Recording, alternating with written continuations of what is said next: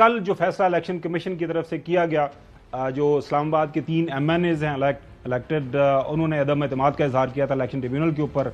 आज जो बज़ाहिर फॉर्म 45 के मुताबिक जीते हुए लोग, उन्होंने पिटिशन कर दी। आज chief justice Islamabad high court ने आज इस केस को सुना है और काफ़ी इंटरेस्टिंग वहाँ पे जो आज ऑब्जर्वेशन सामने आई।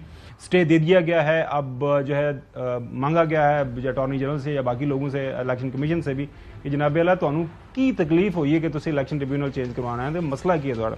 आज हुआ क्या अदालत के अंदर, वो चौधरी साहब आपके सामने रखते हैं। इलेक्शन ट्रिब्यूनल को तब्दील क्यों किया है? चीफ जस्टिस आमर फारूक का वकील इलेक्शन कमीशन से सवाल, आपने जो ट्रांसफर्स अहकामात जारी किए वो कानूनी तौर पर बरकरार नहीं रह सकता। चीफ जस्टिस साहब, सरकार मुझे समझाए, साल पहले ये तरमीम खत्म की, अब फिर ऑर्डिनेंस ले आए। चीफ जस्टिस साहब, कायम काम सदर कैसे ऑर्डिनेंस जारी कर सकता है? चीफ जस्टिस साहब, क्या इमरजेंसी की रात वारदात ऑर्डिनेंस आ गया? सिस्टम को सिस्टम रहने दें। ट्रिब्यूनल मुझसे मशावरत के बाद बनाए गए थे, ये भी बताया उन्होंने। मैंने नाम तजवीज़ किए, मंजूरी तो आपने दी जनाब आला। ये इलेक्शन कमीशन के वहां पे जो वकील थे उनसे बातचीत हो रही है। आप ट्रिब्यूनल जज तब्दील करने की, अब ट्रिब्यूनल जज तब्दील करने की क्या जरूरत थी? चीफ जस्टिस साहब ने वहां पे सवाल किया। इलेक्शन कमीशन के पास रिकॉर्ड मंगवाने का क्या इख्तियार था? चीफ जस्टिस साहब का वकील इलेक्शन कमीशन से इस्तफसार, अभी जो ट्रिब्यूनल बनाया है क्या इस्लामाबाद के लिए है? चीफ जस्टिस साहब ने पूछा। 7 जून को नोटिस हो चुका, अभी मेरे पास नहीं है। वकील इलेक्शन कमीशन साहब ने ये वहां पे बताया। इलेक्शन ट्रिब्यूनल नोटिफिकेशन आपके पास नहीं तो फिर मीडिया के पास कैसे चला गया? ये भी सवाल हुआ। आप गलत कर रहे हैं, ऐसा ना करें। चीफ जस्टिस साहब ने इलेक्शन कमीशन के वकील के साथ मुकालमा किया। अभी तो आपने ट्रांसफर का ऑर्डर किया है, ट्रांसफर किस बुनियाद पर किया है? ये सारे का सारा केस, ये भी वहां पे पूछा गया। वो शाहकार ऑर्डर तो दिखाएं, वो क्या है? चीफ जस्टिस साहब ने ये पूछा। इलेक्शन कमीशन कौन सा अदालती नजीर कायम कर रहा है? चीफ जस्टिस साहब के रिमार्क्स, ट्रांसफर अथॉरिटी आपके पास है मगर आप रिकॉर्ड कैसे मंगवा सकते हैं? आपने रिकॉर्ड वापस मंगवा लिया ताकि ट्रिब्यूनल कार्रवाई आगे ना बढ़ा सके। ये रवैया नाकाबिले बर्दाश्त है। चीफ जस्टिस साहब के रिमार्क्स, किस बुनियाद पर आपने ट्रिब्यूनल का ट्रांसफर किया? ये भी वहां पे सवाल हुआ। इलेक्शन कमीशन के पास ट्रिब्यूनल तब्दीली का इख्तियार है, लेकिन ग्राउंड क्या है? चीफ जस्टिस साहब ने पूछा। सोच समझ कर बहस कीजिएगा, जो डिफेंड कर सकते हैं वही करें। ये भी वहां पे चीफ जस्टिस साहब ने, एडिशनल अटॉर्नी जनरल साहब हैं, उनको हदायत की। पाउंड पर कुल्हाड़ी मारनी है तो बताएं, ये भी सवाल किया। मैं अभी फैसला मुअत्तल करके रिकॉर्ड वापस मंगवाकर ट्रिब्यूनल बाहर कर देता हूं। जो मकसद आप हासिल करना चाह रहे हैं वो मैं नहीं होने दूंगा, ये भी चीफ जस्टिस साहब ने फरमाया।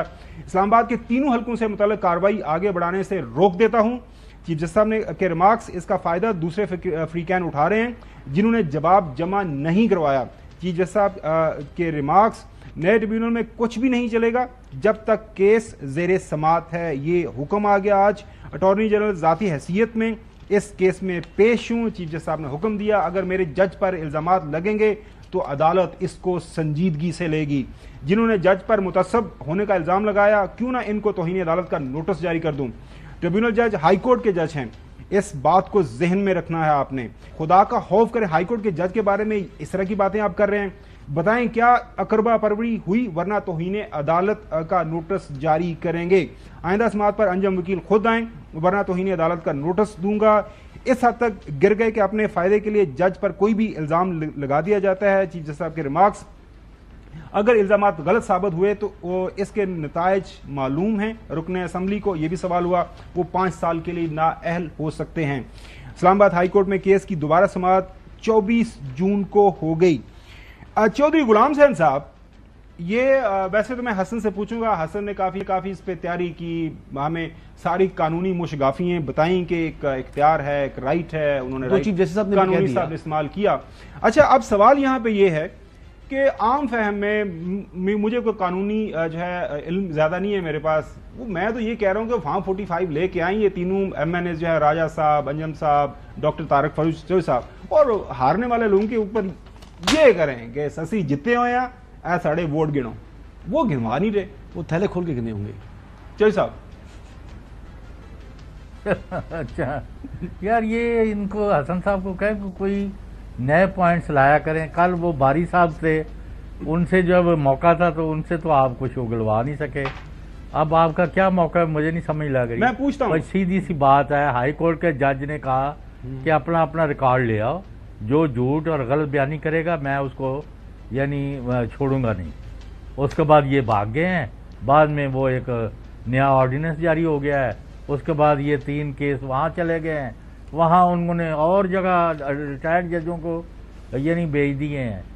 तमाशा लगाया हुआ। यार आप एक चीज़ मान ले कि आपको लोगों ने वोट नहीं दिए, आप हार गए हैं, आप अपनी भी इज्जत बचाएं। और इस तरह इलेक्शन कमीशन जो है उसके ऊपर बहुत ज़्यादा उंगलियां उठ गई हैं, अब तो उंगलियां ही बाकी नहीं रही।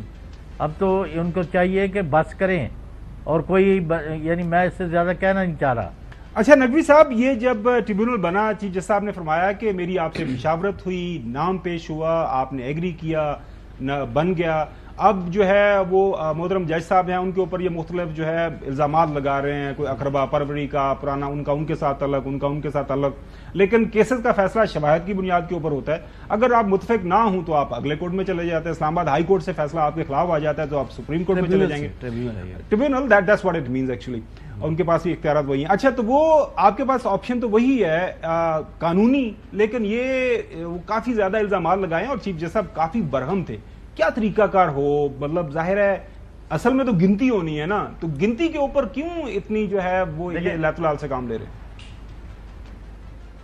देखें, हमारे मुल्क की जो सबसे बड़ी बदकिस्मती है ना, वो ये है कि हमें पहले दिन से या तो मैथमेटिक्स में फंसाया गया या इन कागजात में फंसाया गया, और उसी में हेर फेर करके सारे फैसले होते रहे। इसका एक दूसरा रुख भी है जो पाकिस्तानी कौम जानती है और देखे भी और सुने भी।